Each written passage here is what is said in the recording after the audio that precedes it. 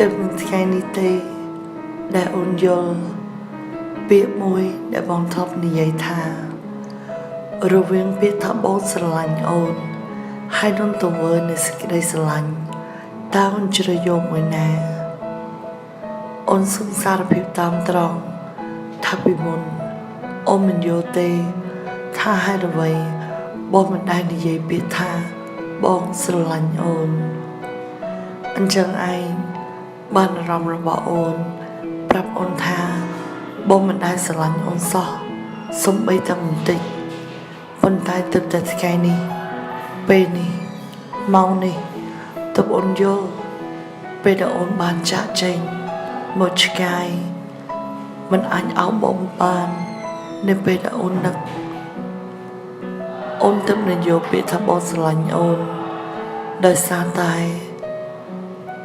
ថ្ងៃនេះបងបានខំមករកអូនហើយបងបានប្រាប់អូនថាបងស្រឡាញ់អូនបងនឹកអូនបងចង់អោបអូនវាធ្វើឲ្យទឹកភ្នែករបស់អូនស្រក់ហូរចុះមកតែមិនដឹងខ្លួនតែមិនមែនហូរស្រក់ចុះមកដោយសារតែការឈឺចាប់នោះទេគឺដោយសារតែអូនរំភើប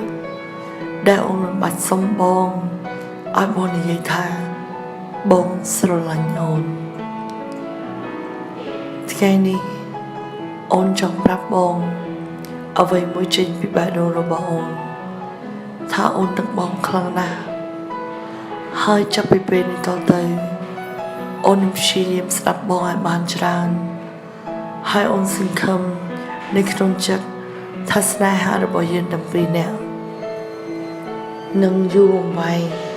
នឹងមានន័យគ្រប់ពេលដែលយើងនៅជាមួយគ្នាគឺយើងនឹងប្រឹងកសាងអនុស្សាវរីយ៍ជាមួយនឹងគ្នាឲ្យបានច្រើនអញ្ចឹងអូនសង្ឃឹម